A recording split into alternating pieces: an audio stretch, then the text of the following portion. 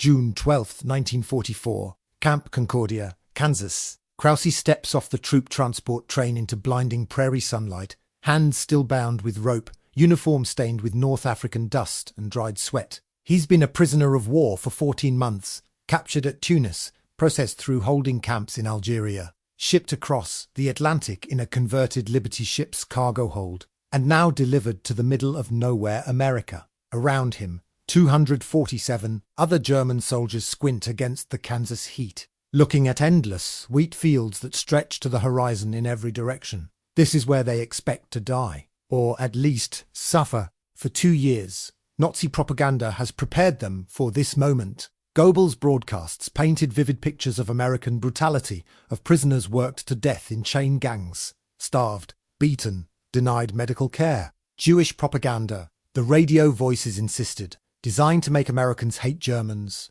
to strip them of humanity and basic rights under the Geneva Convention. Krause believed maybe half of it, but even half is terrifying. American MPs in khaki uniforms guide the prisoners through processing. No beatings, no rifle butts to the kidneys, just bureaucratic efficiency, fingerprints and photographs and medical examinations. A US Army doctor examines Krause's healing shrapnel wound, declares it's infected, prescribes sulfur drugs. Real antibiotics. Not the ersatz medications Germany's been manufacturing since supplies ran short. The barracks are wooden buildings with screened windows, each housing 20 men in single bunks with actual mattresses. Not cots, not straw pallets on concrete floors. Mattresses. Krause runs his hand over the canvas, ticking, confused. This is a prison camp, not a resort. Then they're marched to the mess hall for their first American meal. The doors open, and Krause stops walking.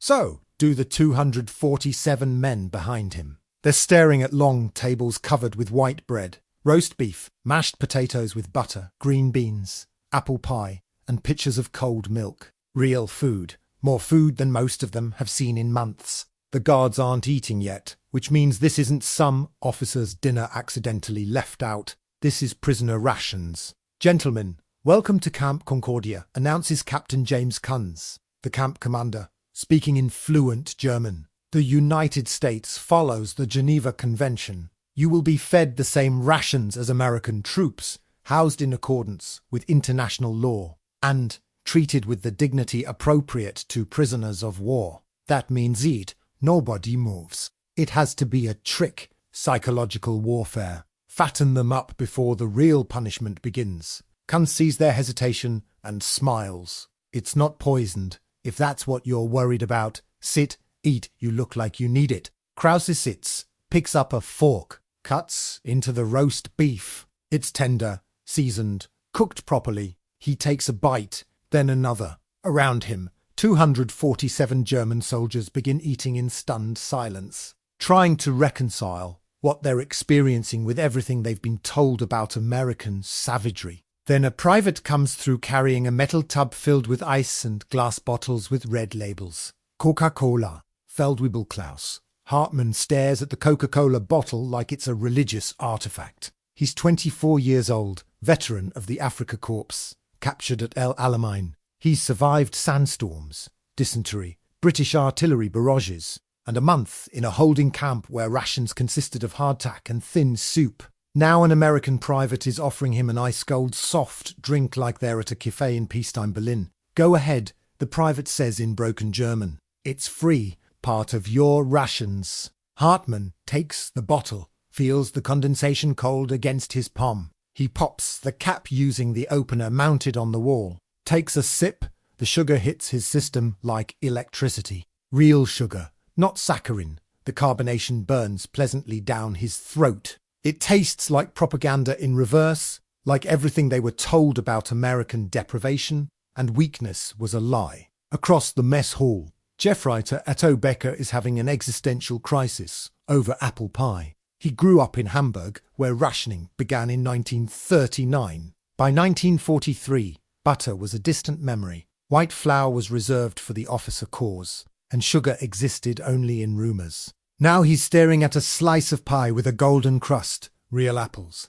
and what appears to be actual whipped cream on top. How? He whispers to Krause, who's sitting across from him. How do they have this? We were told America was starving, that the U-boats were winning, that their economy was collapsing. Krause has no answer. He's doing the same calculations in his head. If America can feed prisoners of war like this, feed them better than German civilians, better than German soldiers in some cases, then what does that say about who's actually winning? The next morning brings more impossibilities. The prisoners are issued work assignments. Some will work in the camp itself, maintaining facilities. Others will be contracted to local farms, desperately short-handed because American farm workers have been drafted. The Geneva Convention allows prisoner labour as long as it's not directly contributing to the war effort. Agriculture qualifies. But here's what stuns the Germans. They're paid for their work. 80 cents per day in camp scrip.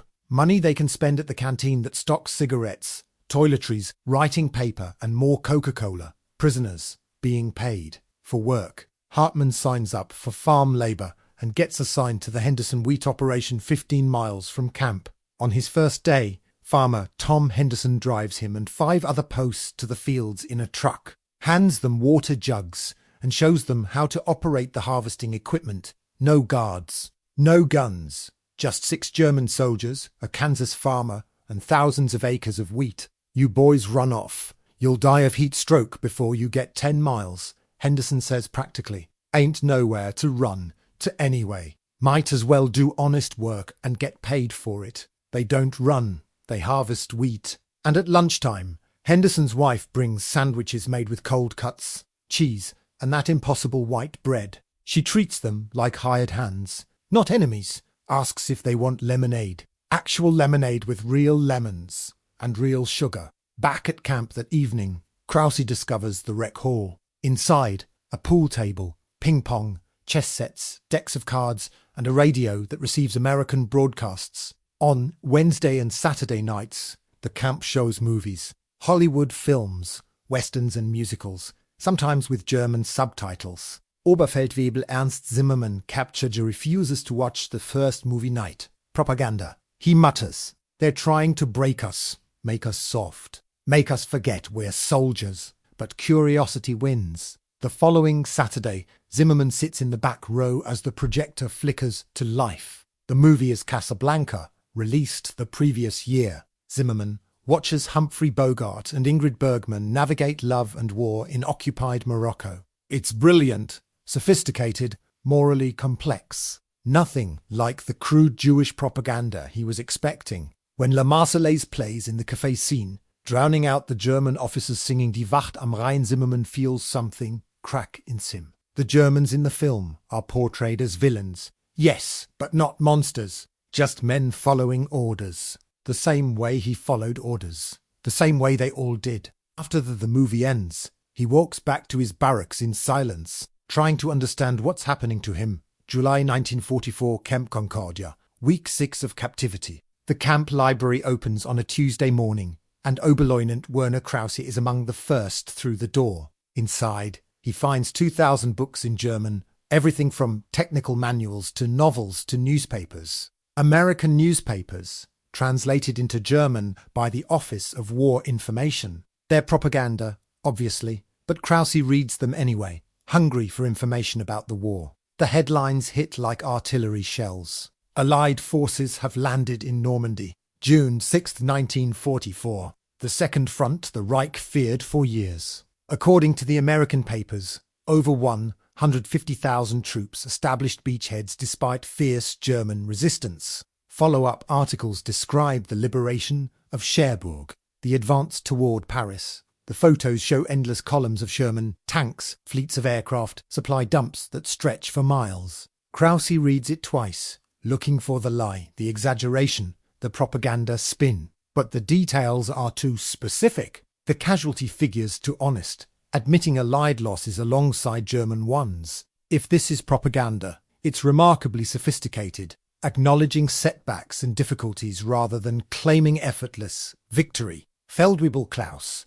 Hartmann sits across the reading room, studying an American magazine called Life. It's filled with photographs from the home front. Women working in factories, building bombers and tanks. Children collecting scrap metal for recycling.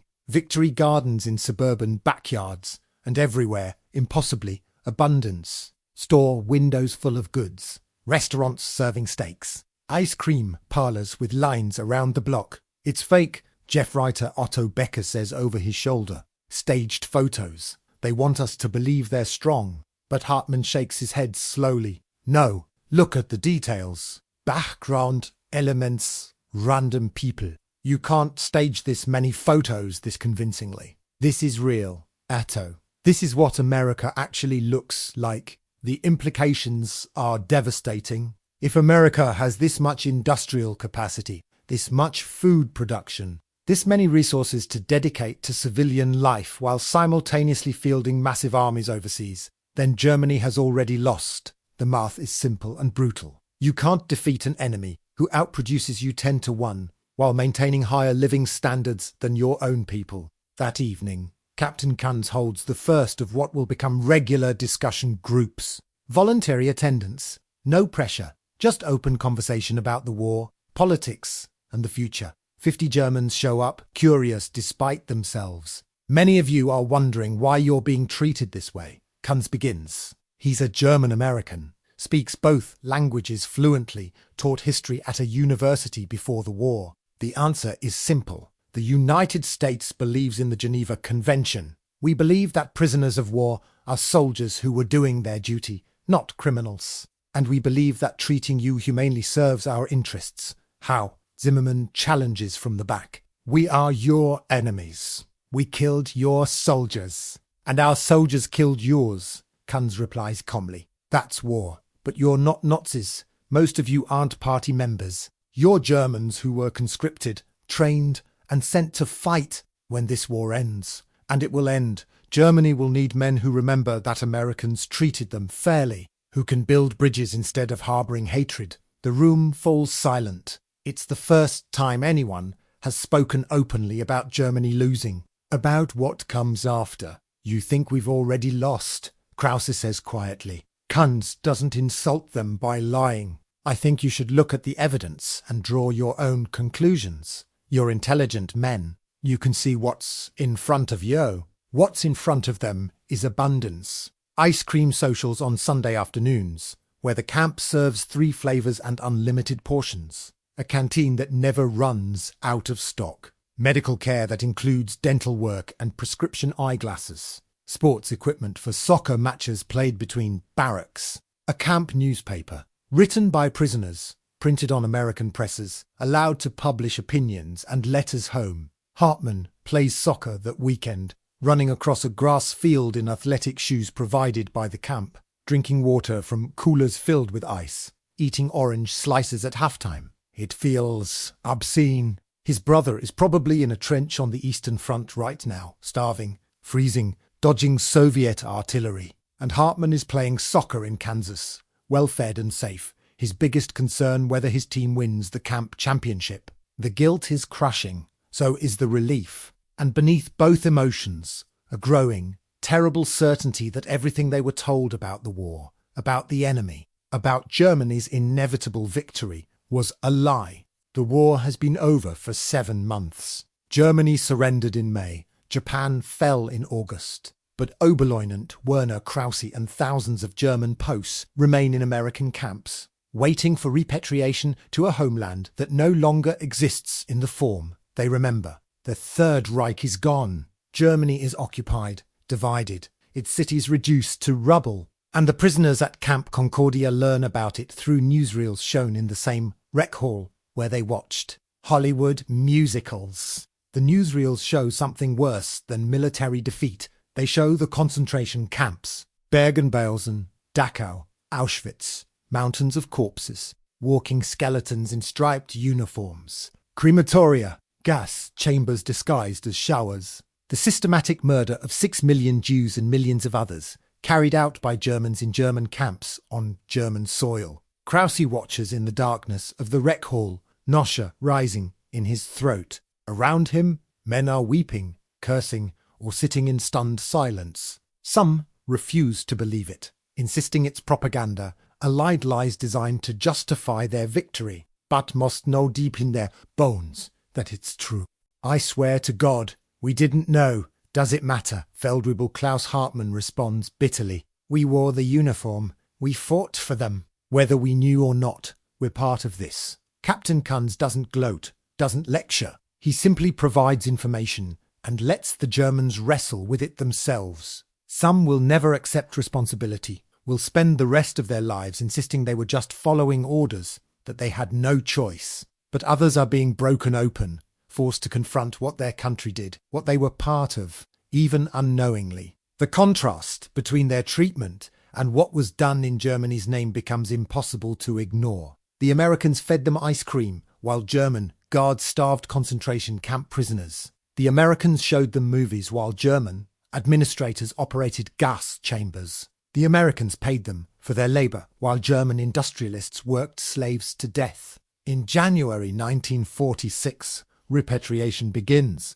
Groups of prisoners are processed, given new clothing to replace their worn uniforms, handed discharge papers and transported to ports for the journey home. Krause's turn comes on a cold morning when frost covers the Kansas prairie. Captain Kunz shakes his hand at the camp gate. Good luck, Lieutenant. I hope you find your family well, and I hope you remember what you learned here. Krause nods, unable to speak. What he learned is that everything he believed about strength and weakness, about who the enemy was, about German superiority, was backwards. The Americans didn't break them through cruelty. They broke them through kindness, through demonstrating that a democratic society could outproduce, outfight, and outlast a fascist one while maintaining its values. The ship crossing the Atlantic carries 3,000 German posts back to Europe.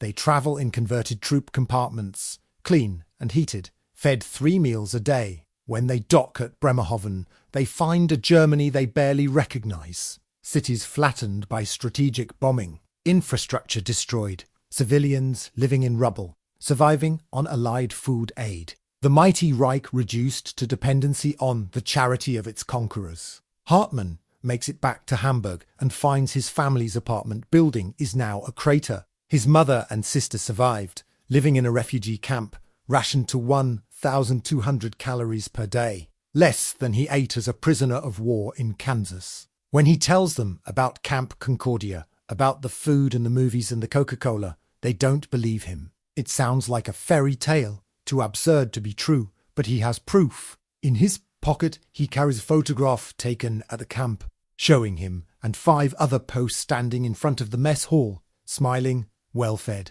holding bottles of Coke. On the back, written in English by an American guard who became something like a friend. Remember that enemies can become allies. Remember that strength includes mercy. Remember to build something better. Hartmann shows the photo to his mother. She holds it with trembling hands, staring at her son's healthy face, and begins to cry, not from sadness, but from the devastating realization of how completely they were lied to, how thoroughly they were manipulated, and how the people they were taught to hate showed more humanity than their own leaders. Over the following decades, as Germany rebuilds and transforms into a democracy, thousands of former posts will carry similar stories. They'll tell their children about American prison camps where they were treated like human beings, fed better than they'd been fed in the Wehrmacht, shown a model of society that valued individual rights and human dignity. Some will emigrate to America, returning to the country that captured them,